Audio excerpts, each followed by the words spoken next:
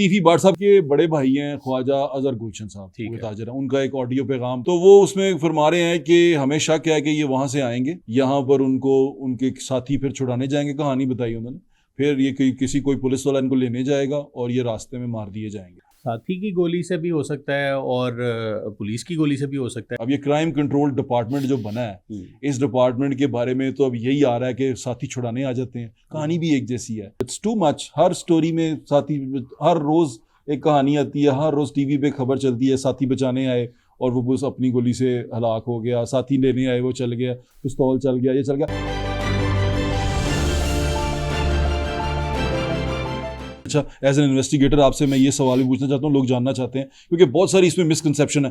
अब वो वहाँ तीफी बाट साहब गिरफ्तार हो चुके हैं, अब प्रोसीजर क्या है आप जो आप इसको देखते हैं? क्योंकि लोग कोई कहते हैं आ गया, बीमार है, अस्पताल है, ये है, वो है, बड़ी एम्बिग्विटी है। इसमें दो ऑप्शंस होती हैं, एक डिटेंशन की और एक सस्पेंशन की।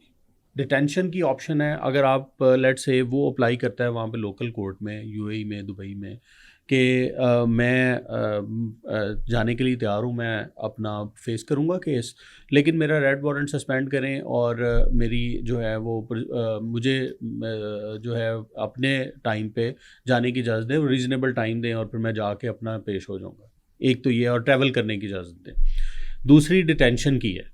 डिटेंशन में कोर्ट देखती है कि इसके ऑफेंस कितना ग्रेव है और क्या रीजनेबल चांसेस हैं इसके एब्सकॉन्डेंस के, भागने के। ये बाहर की कोर्ट देखेगी। हाँ, बाहर की कोर्ट देखेगी, यानी कि ये यूएई में देखा जाएगा। यूएई की, और इनिशियल असेसमेंट करते हैं वो केस की बहुत डिटेल्स नहीं देखेंगे। ठीक है। तो उस सूरत में वो डिटेंशन के ऑर्डर कर देंगे कि इसको यहीं पे डिटेन रखा जाए जब तक इनका कोर्ट प्रोसीडिंग और रेड वारंट की handing over, taking over accused की मुकम्मल नहीं होती। तो ये दो ऑप्शंस हैं इस पे। ये लेकिन अस्पताल भी भेज सकते हैं।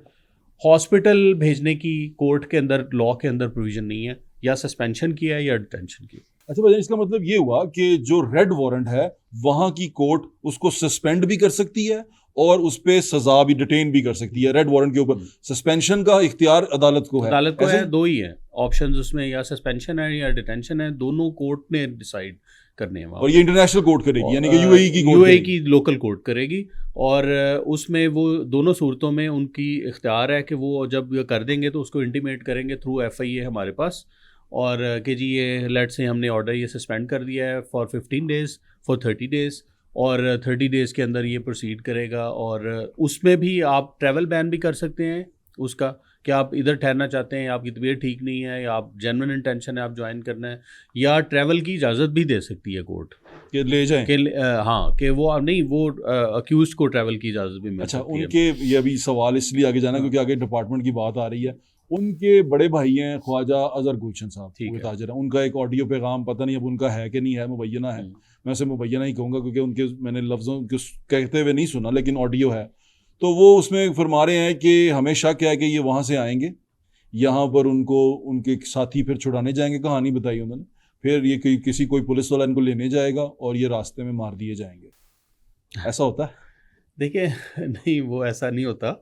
और एवरीवन नोज के हम we go by law in this sense. लेकिन एक नया डिपार्टमेंट जो आपका डिपार्टमेंट खत्म होने के बाद, यानी कि ओसी ऑर्गेनाइज क्राइम यूनिट खत्म होने के बाद बना है काउंटर ये क्या क्राइम कंट्रोल डिपार्टमेंट। अब ये क्राइम कंट्रोल डिपार्टमेंट जो बना है, इस डिपार्टमेंट के बारे में तो अब यही आ रहा है कि साथी छुड़ाने आ जाते हैं। कहानी भी एक जैसी है, साथी छुड़ाने आ जाते हैं कहीं जो सेक्स ऑफेंडर्स हैं। तो ये साथी तो पहले भी छुड़ाने आते थे, पहले भी ऐसे इंसिडेंट हुए हैं, सीसीडी की स्पेसिफिक इंसिडेंट नहीं है। अच्छा। पहले भी पुलिस के ये साथ ऐसे वाकयात पेश आ चुके हैं कि साथी की गोली से वो हलाक हो जाता है। साथी की गोली से भी हो सकता है और पुलिस की गोली से भी हो सकता है। ऐसे भी इंसिडेंट हुए हैं जिसमें पुलिस की फायर से भी, फिर वो अंदर नेफे में पिस्तौल चल जाती है। सेक्स ऑफेंडर्स जो से मोस्टली पकड़े जाते हैं इस तरह की हरकत करते हुए, फिर वो अपनी वीडियो बताते हैं कि मैं जा रहा था, मेरे अंदर खुद ही बयान देते हैं वो। इसके बारे में क्या कहेंगे आप? देखिए, ये तो जब अदालत में चलान होंगे उसके बाद देखा जाएगा केस में कि क्या एविडेंस ये जो पुलिस दे रही है ये ठीक है या नहीं है। लेकिन ज़ाहिर है उनको जो इस्तगासे की कहानी है उसको उनको सेल करना पड़ेगा कोर्ट के अंदर, और जब तक वो सेल नहीं करेंगे उस वक्त तक तो इस्तगासे की जो कहानी है या जो स्टोरी है वो उसी पे हमें बिलीव करना पड़ेगा कि this is what happened. FIR का मतलब है फर्स्ट इन्फॉर्मेशन। तो फर्स्ट इन्फॉर्मेशन जो आपके पास आई है वो ये है। अब उस इन्फॉर्मेशन की आगे तफ्तीश होती है। तफ्तीश में सारी चीज़ें सामने आ जाएंगी कि ये दुरुस्त थी या गलत थी, और उनको भी राइट है कि वो अपनी जो काउंटर वर्शन स्टोरी है वो आप बयान करें कि जी ऐसी बात नहीं। आपको ऐसा नहीं लगता कि ये बहुत ज्यादा है, मतलब it's too much? Her story में साथी, हर रोज एक कहानी आती है, हर रोज टीवी पे खबर चलती है, साथी बचाने आए और वो बस अपनी गोली से हलाक हो गया, साथी लेने आए वो चल गया, पिस्तौल चल गया, ये चल गया। अच्छा, वैसे इसका जो इम्पैक्ट है सोसाइटी के ऊपर वो थोड़ा सा पॉजिटिव है, लेकिन मैं बिल्कुल भी जस्टिफाई नहीं कर सकता ये चीज, एक्स्ट्रा जुडिशियल किलिंग किसी सूरत इसको जस्टिफाई नहीं किया जा सकता। It's a criminal act. देखें, एक मूट डिबेट है, और ये आज से नहीं, जब से हम सर्विस में आए उस वक्त से एग्जिस्ट कर रही है, ठीक है, कि आपको तो पुलिस वालों के नाम पड़ जाते हैं, इनकाउंटर स्पेशलिस्ट। हाँ, तो इसीलिए ना कि उसमें कुछ एक पेरेनियल डिबेट है कि ये चीज़ जो है वो aggressive policing in the sense कि इस तरह से जो रिज़ल्ट ओरिएंटेड है वो होनी चाहिए या नहीं होनी चाहिए। ये जो हमारी हैं कि जी आपने बताया कि जी स्टोरी ऑफ द प्रोसिक्यूशन है, तो ये आगे प्रोसिक्यूशन ने साबित करनी है इन द कोर्ट। लेकिन प्रोसिक्यूशन तो बड़ी कमज़ोर है हमारे मुल्क में। प्रोसिक्यूशन पे भी बड़े रिफॉर्म्स आने की ज़रूरत है, काम होने की ज़रूरत है। देखें, क्रिमिनल जस्टिस सिस्टम क्या है? क्रिमिनल जस्टिस सिस्टम का पहला नॉक है पुलिस, ठीक है। आपकी पुलिस है, प्रोसिक्यूशन है, कोर्ट्स हैं, प्रिजन है और पेरोल है। ये 5 एलिमेंट्स हैं और दे ऑल मेक ए पंच। तो जब तक ये पांचों एलिमेंट्स जो हैं वो मिल के क्रिमिनल जस्टिस सिस्टम को परफॉर्म नहीं करने देंगे, यानी उसमें डिलीवरेंस का लेवल उस लेवल पे नहीं जाएगा, तो उस वक्त तक रिजल्ट नहीं आ सकता सोसाइटी में। अभी तो पुलिसिंग जो है सिर्फ एक ही उंगली जो है वो मजबूत हुई हुई है, तो और वो उंगली हर बंदे को जा रही है। देखें, पुलिस पे एक्सपेक्टेशंस भी उसी लेवल की हैं लोगों की, कि आप जो anyone coming to the police comes with a distressed frame of mind कि हम मुझे ये डिस्टर्बेंस है, मुझे ये प्रॉब्लम है, मुझे ये टेंशन है। तो वो एक्सपेक्ट ये करता है कि जब मैं पुलिस को नॉक करता हूँ, डोर को नॉक करता हूँ, तो मुझे कुछ रिलीफ मिलेगा। तो योर डिसीजन में gives instant relief, immediate relief.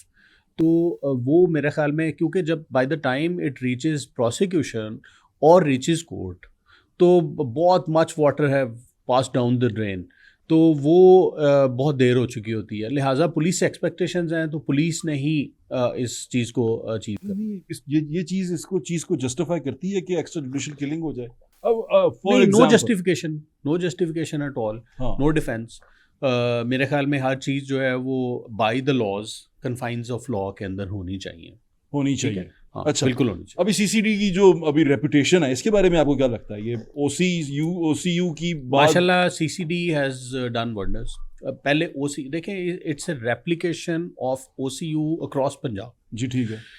Organise crime unit की जब सक्सेसेस देखी गई, क्योंकि ऑर्डिनरी जो पुलिस होती है ना, ये बात समझने के लिए सबको कि हम we are too over engrossed and over engaged in day to day activities and operations के फोकस्ड इन्वेस्टिगेशन और डिटेक्शन नहीं हो सकती। आपकी नाका की ड्यूटियां हैं, आपकी ऑपरेशनल ड्यूटीज़ हैं, आपकी पेट्रोलिंग ड्यूटीज़ हैं, आपकी VVIP ड्यूटीज़ हैं, आपकी सिक्योरिटी ड्यूटीज़ हैं। इवन आपको किसी का कोई सीवरेज का इशू भी हो जाए तो इलाके के लोग बाहर निकले, वो भी पुलिस का प्रॉब्लम है। तो ये सारी जो ड्यूटीज़ हैं मल्टीफेरियस, उसमें हमारे पास हमारी जो ऑर्डिनरी थाने की पुलिस है उसके पास इतना टाइम और इतनी डेडिकेशन या रिसोर्सेज नहीं होते, और दे आर टू एग्जॉस्टेड कि वो इस पे फोकस कर। तो ये एक डेडिकेटेड आउटफिट है जो कि इस पे काम कर रही है। रात को बैठ के तसल्ली से सारे एविडेंस को देखा जाता है, डिटेक्शन देखी जाती है कि are we heading in the right direction. इस केस के अंदर वेयर आर वी स्ट्रक, मैं अपने एक्सपीरियंस से बता रहा हूँ कि OCU के अंदर, तो वो पूरी रात जब के हम देख रहे होते हैं अपने एक्सपीरियंस से। आपकी सक्सेस स्टोरी है एक, हाँ, जो बहुत बड़ी थी, जॉर्डन वाली। जी, जिसको आपने अरेस्ट कर लिया था। जी, जॉर्डन वाज अब्रॉड, थाईलैंड में था उस वक्त। अच्छा। और बाकी 6 फैमिली मेंबर्स उनके जो इस रैकेट में इन्वॉल्व थे, सारे अरेस्ट। आपने कामयाबी से उस रैकेट को पकड़ा था। उसी के बारे में बता दें, कितनी मुश्किलें आपको आई थी उसके अंदर, उस केस के अंदर? देखें, इतनी होती है कि अब यानी ऑर्डिनरी लोगों के लिए, पुलिस के लिए इतना सरप्राइजिंग होगा कि उसके रैकेट के 3 अफराद बिल्कुल क्लोज मिस हुए पुलिस से। यानी कि पुलिस ने उसके राइडर ने लेट से हमारे एक बंदे को पकड़ा के जो कि जॉर्डन की डिलीवरी वाला बॉय था, लेकिन वो मौके पे चूँकि डिलीवरी दे के आ रहा था या जा रहा था, तो वो नहीं अनचेक्ड निकल गया। तो 2-3 इस तरह के इंसिडेंट हुए। लेकिन जो हमें टेक्निकल डिटेल्स को कनेक्ट करना पड़ा, आपको पता है 12 साल के बाद वो हम उस तक पहुंचे थे, रैकेट तक। वो 12 साल से ऑपरेट कर रहा था, तो वो पहुंचा तो नहीं था। तो हमें टेक्निकली इतना ज़्यादा कंफ्यूजिंग था कि जो डिलीवरी दे के आ रहा है, जो बुक करवा रहा है, वो भी गलत, वो भी जाली है। जो देने जा रहा है उसको नहीं पता वो किसका डिलीवरी लेके जा रहा है, क्यों लेके जा रहा है या क्या लेके जा रहा है। ठीक है। और फिर इंटरनेशनल रैकेट जो है वो किस तरह से काम करता था उनका, और डोमेस्टिक रैकेट कैसे काम करता था। फिर financial trail was very important कि पैसे कहाँ जा रहे हैं।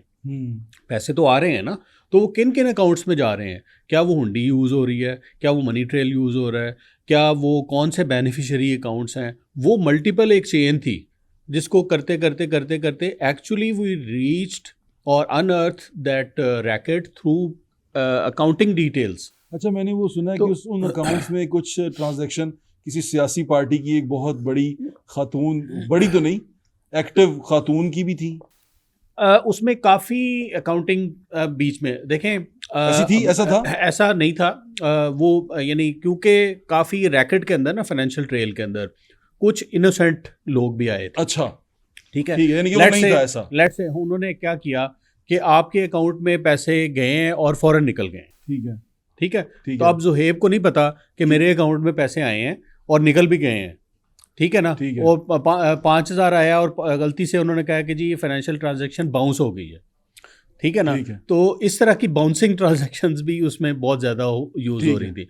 तो हमें सस्पिशन ये थी कि बैंक का जो स्टाफ है वो शायद इन्वॉल्व है इसको बाउंस करने में, क्योंकि उस सूरत में हमें डायरेक्ट ट्रेल नहीं मिलती कि एक्चुअली बेनिफिशियरी कौन है। तो सियासी खातून इसलिए तो आपको लगता है बेनिफिट ऑफ डाउट दे दें? बेनिफिट ऑफ डाउट उसको बिल्कुल मिलना चाहिए, और इस तरह की चीज़ थी। लेकिन अच्छा। वो उसमें फिर हमने वो जब एक्चुअल कल्प्रिट हमने पकड़ लिए तो जाहिर है उसके बाद तो हमें कोई कसर नहीं थी कि हम उसको तफ्तीश करते और उस बाद में पता चलता। अच्छा भजन, ये ड्रग्स की जब बात कर रहे हैं हम, इस ड्रग्स के अंदर पार्टीज आजकल और बहुत ज़्यादा होती हैं। हर जगह पे पार्टी और ड्रग्स मिल जाती। कई तो बड़ी बड़ी जगह हैं जहाँ पर, और बड़ी नोन जगह हैं लाहौर शहर की, जहाँ ऐसी पार्टीज़ होती हैं और उन पार्टीज़ में ये ड्रग्स बिकती हैं। अभी आप पीछे आपने देखा होगा, कुछ दिन पहले एक वाक़या हुआ, हमारे दोस्त हैं आदिल रशीद साहब, उनका इकलौता बेटा, वो भी इसी तरह दोस्तों की एक दावत में, महफिल में कोई बातचीत हुई, ऐसी चीज़ हुई और वो बेचारे को गोलियां लग गई और आपस में कुछ चपकलशी बच्चे हैं जी अभी उन्होंने कर दिया। ये पार्टीज और यंगस्टर्स तक जो ड्रग्स पहुंचती है, और जो स्पेशली मैं पार्टीज की बात कर रहा हूँ जो घरों में या इन जगहों पे होती है, इनको रोकथाम कैसे हो सकती है? मैं हमेशा से कहता हूँ, अभी पुलिस में इतना एक्सपीरियंस हो चुका हुआ है कि जो लोकल पुलिस स्टेशन है वो ही इज़ द बेस्ट जज। लोकल पुलिस स्टेशन का SHO इज़ द बेस्ट जज इन द सेंस के उसको पता होता है कि ये पार्टीज़ अगर हो रही हैं इस तरह की, 1-2 तो इन अ ईयर तो इट्स ऑल राइट। ठीक है, और वो उस पर काम कर रहे हैं और उस पर हो रहा है, तो वो ये नहीं मैं जस्टिफाई कर रहा कि ऐसी पार्टीज़ ठीक हैं, बल्कि मैं ये कह रहा हूँ कि अगर वो 1-2 तो रूटीन कमेंट, अगर रूटीन में ऐसी पार्टीज़ हो रही हैं जिसमें ड्रग्स यूज़ हो रही है, तो SHO की कनाइवेंस या उसको रूल आउट नहीं किया जा सकता, उसका शामिल होना। तो नहीं, मैं ये कह रहा हूँ कि अगर उसके नॉलेज में है तो एक्शन क्यों नहीं ले रहा। ठीक है, अगर है एक्शन तो उसको first responder is the SHO and the police station. ठीक है, उनको सबसे पहले पता होना चाहिए, क्योंकि उनकी पेट्रोलिंग है, उनका एरिया है और उनकी चौकियाँ हैं, उनके डॉल्फिन स्क्वाड है, उनके राइडर्स हैं, वो सारी चीज़ें हैं, वो उनको देख के उनको रिस्पॉन्ड करना चाहिए। और फिर ये है कि ज़ाहिर है जब अगर हाई प्रोफाइल पार्टीज़ होंगी तो हाई प्रोफाइल लोग होंगे, तो मेरे ख्याल में वो प्रेशर को भी बर्दाश्त करने के लिए आपको पूरा एक रूथलेस ऑपरेशन करना पड़ेगा। उसमें सीनियर्स को भी इन्वॉल्व होना चाहिए और वी शुड गेट टुगेदर। अच्छा, बात बताएं, जुरिस्डिक्शन की यहाँ बात आ जाती है, पुलिस कहाँ तक, एक प्राइवेट हाउस के अंदर पार्टी हो रही है, एक 4 दीवारी है, उसके अंदर जाने के लिए पुलिस को पहले क्या चाहिए, किस तरह पुलिस इन्वेड कर सकती है? कानून में ये लिखा हुआ है कि प्राइवेट पार्टी के अंदर मैं घर की 4 दीवारी के अंदर नहीं जा सकता। नहीं, मैं आपको एक्सप्लेन कर रहा हूँ। हाँ, अगर वहाँ पे मुझे ये पता है कि ड्रग्स बेची जा रही हैं, ठीक है ना, एक सटल डिफरेंस है, ठीक है, मुझे पता है कि इस घर के अंदर लोग आए हैं जो कि कस्टमर हैं, वो पार्टी की आड़ में ड्रग्स लेंगे, ठीक है, और ड्रग्स बेचने वाला वहीं पे मौजूद है, देन हमें विदाउट वारंट ऑथराइज्ड हैं कानून के मुताबिक CNSA में कि हम वो रेड भी कर सकते हैं और अरेस्ट भी कर सकते हैं। अच्छा, यानी कि इन्वेड कर सकते हैं, रेड कर सकते हैं। अच्छा, फिर उसके अंदर वहाँ एक वो होती है क्या कहते हैं, वीडियोस बनाते हैं, आजकल लड़के लड़कियां पकड़ लेते हैं, फिर पुलिस वाले उनकी थानों में वीडियोस बनाते हैं, उसके बारे में? अनएथिकल है। देखें, हम जब तक किसी को कसूरवार साबित नहीं कर लेते, उससे पहले उनकी वीडियोस बना के ऑन एयर करना, ये अनएथिकल भी है और इलीगल भी है। ये किसी तरह अलाउड नहीं ये है जस्टिफाइड नहीं है, और ये पुलिस में भी नहीं है। नहीं, बिल्कुल नहीं होना चाहिए, बिल्कुल नहीं होना चाहिए। जब आपने रेड किया है, आप उसको, आपके पास पूरा कानूनी इख्तियार है, आप उनको पकड़ें, उनके खिलाफ जो भी एविडेंस है वो मिसल में अंदर केस फाइल में डालें और फिर प्रोसिक्यूट करें। अच्छा भाईजान, अभी आप DIG एडमिन है, ये DIG एडमिन क्या करता है? Primarily DIG admin is responsible for interwing transfer. Lahore के अंदर जो इन्वेस्टिगेशन ऑपरेशन और सिक्योरिटी के ट्रांसफर्स होते हैं, इंटरविंग्स एंड अदर यूनिट्स के डिपार्टमेंट के ट्रांसफर्स होते हैं, जो कॉन्स्टेबलरी के हैं, जो up to the rank of inspector, वो मैं करता हूँ। उसके बाद फिर हमारी वेलफेयर की एक्टिविटीज़ होती हैं, प्रमोशंस हैं, बोर्ड्स जो कि फ्रॉम कांस्टेबल टू इंस्पेक्टर वो हम बोर्ड करते हैं और उसकी प्रोसीडिंग्स करते हैं। फिर फाइनेंशियल जो बजटिंग है, कंट्रोलिंग ऑफिसर के तौर पे वो हमने डिस्ट्रीब्यूट करना होता है पूरा उसमें। और फिर वेलफेयर का है, पब्लिक जो पुलिस वेलफेयर के जो सेंटर्स हैं उनको हम डील करते हैं। अच्छा, लीव्स हैं, इस तरह की चीज़ें। You are very good investigator, मैंने आपको देखा है, वेरी गुड इन्वेस्टिगेटर। आप बड़े अच्छे और बड़ा कीनली चीज़ों को देखते हैं और पर्सनल पेन लेते हैं किसी भी इन्वेस्टिगेशन केस में, क्योंकि अमीर बलाज वाले केस में आई हैव सीन यू। आपको CCD में होना चाहिए था, इस क्राइम कंट्रोल डिपार्टमेंट में। आप यहाँ एडमिन में क्या कर रहे हैं? देखें, मैं आई वाज ऑफर्ड एक्चुअली, लेकिन चूँकि मैं ऑलरेडी 1 साल उसको लीड कर चुका हुआ था। अब एक नया डिपार्टमेंट रेज हो रहा था। जो आपके जो नीचे सबॉर्डिनेट्स थे उन्होंने बड़ा एहतजाज भी किया, उन्होंने कहा कि इमरान कीश्वर साहब को यहाँ रहना चाहिए। हाँ, वो ज़ाहिर होता है, एक अटैचमेंट एफिलिएशन भी होती है सबॉर्डिनेट और सीनियर्स की, तो I am thankful to them. लेकिन वो एक साल मैंने कर लिया। उसके बाद उससे पहले भी मैं इन्वेस्टिगेशन का DIG रहा और SSP इन्वेस्टिगेशन भी 1 साल में रहा, तो वो कॉन्स्टेंटली मैं फील्ड कर रहा था और वो कॉन्स्टेंटली करता, तो टैक्सिंग काफ़ी हो जाता है। तो आई थॉट के staff posting, combination of staff and field must be good, तो इसलिए फिर मैंने ऑप्टेड फॉर एडमिन। घबरा के तो नहीं गया? नहीं ऐसी आपने जगह रेस्ट करना चाहता हूँ। हम हमेशा फाइटिंग मोड में हैं, कोई मसला नहीं है। अच्छा, अब भाईजान ये आप डिसाइड कैसे करते हैं ये from operation to investigation and investigation to operation, जो ट्रांसफर है इसको गेज? हमारे SOPs डिफाइंड हैं इसमें। लाइक सिक्योरिटी में 1 साल कम से कम स्पेंड करेंगे तो अप्लाई कर सकते हैं किसी और विंग में जाने के लिए, और 10 साल अगर हो जाएंगे तो फिर अदर्स यूनिट्स में जा सकते हैं, अदर डिस्ट्रिक्ट्स में जा सकते हैं।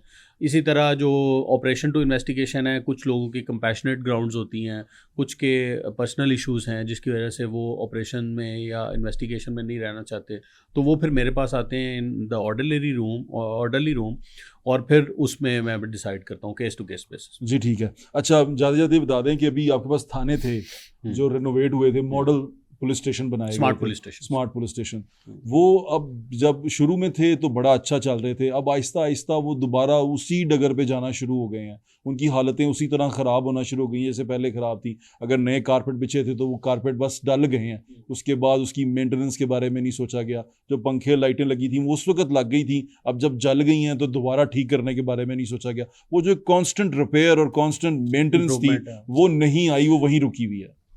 पार्शली और ट्रू कि हमें basically it is more for the maintenance that we must focus, क्योंकि प्रोजेक्ट इनिशिएट होना तो हो जाता है, वो IG साहब ने एक इनिशिएटिव लिया और उसको इम्प्लीमेंट कर दिया, पूरे पंजाब के थाने अच्छे हो गए, लाहौर के अंदर 22 स्मार्ट पुलिस स्टेशन नए ऐड हुए, तो उसमें building state of the art बनी, बाकी चीज़ें लगी, गवर्नमेंट एक्सचेकर लगा, और उसके बाद फिर 2 वजूहात की वजह से ऐसा होता है।